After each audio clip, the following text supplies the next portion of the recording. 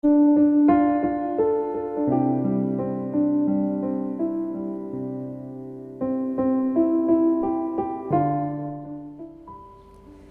kita memiliki harapan yang ingin kita raih hari ini. Namun, agar kita disanggupkan untuk terus berusaha meraih harapan-harapan kita itu, mari kita awal dengan firman Tuhan yang melayakkan harapan itu menjadi milik kita. Mari kita berdoa. Damai sejahtera Allah yang melampaui segala akal, kiranya memelihara hati dan pikiran kamu sekalian, di dalam nama Tuhan Yesus Kristus. Amin. Jemaat yang terkasih, dalam nama Tuhan Yesus Kristus, Renungan Harian HKBP Resort Sutoyo, Kamis tanggal 3 Juni 2021, tertulis di Ibrani 6 ayat 11. Demikian dikatakan, tetapi kami ingin supaya kamu masing-masing menunjukkan kesungguhan yang sama untuk menjadikan pengharapanmu suatu milik yang pasti sampai pada akhirnya.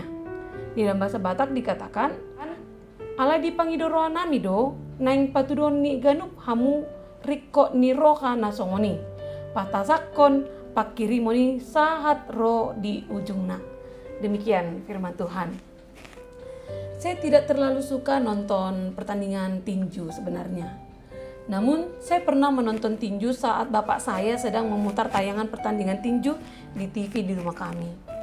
Ya, berhubung karena TV kami hanya satu, ya terpaksa saya ikut aja nebeng menonton.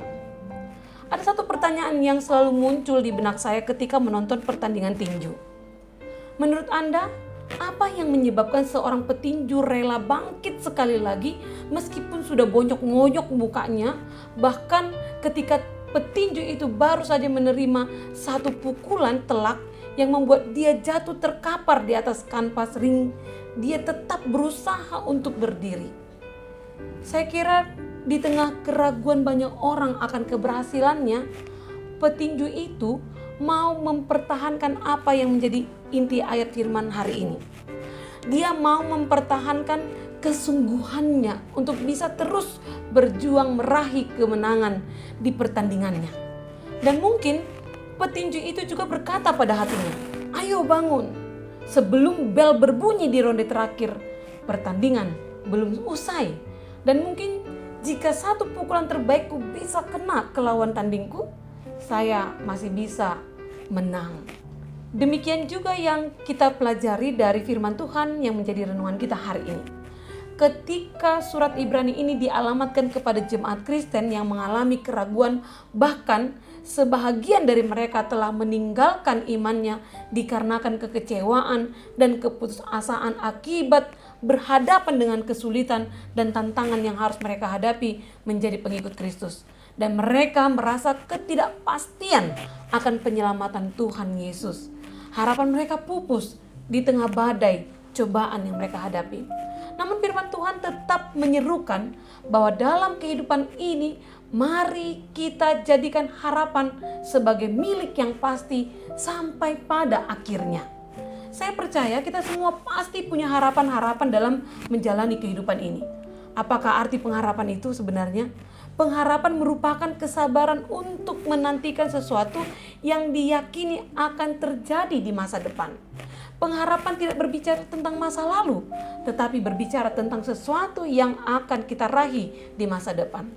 Mungkin kita mengharapkan untuk mengalami pemulihan dari Tuhan, harapan untuk mendapatkan pekerjaan, pasangan hidup yang terbaik, dan harapan-harapan yang baik untuk keluarga kita, atau harapan-harapan lainnya. Saudara, pengharapan itu penting untuk kita miliki dalam menjalani hidup ini. Namun pengharapan kita diuji ketika kita mulai merasa putus asa, seolah keadaan yang terjadi tidak sesuai dengan harapan kita. Jangan sampai kita menjadi orang-orang yang putus asa, tetapi mari kita memiliki pengharapan dalam Tuhan.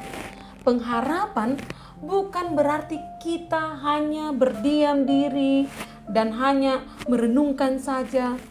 Pada firman Tuhan hari ini dikatakan bahwa pengharapan yang kita miliki harus sampai pada akhirnya. Jadi jangan sampai pengharapan kita terputus di tengah jalan. Kalau kita lihat keadaan dunia di masa pandemi COVID-19 ini, mungkin saja banyak orang yang kehilangan harapan akan kuasa Tuhan.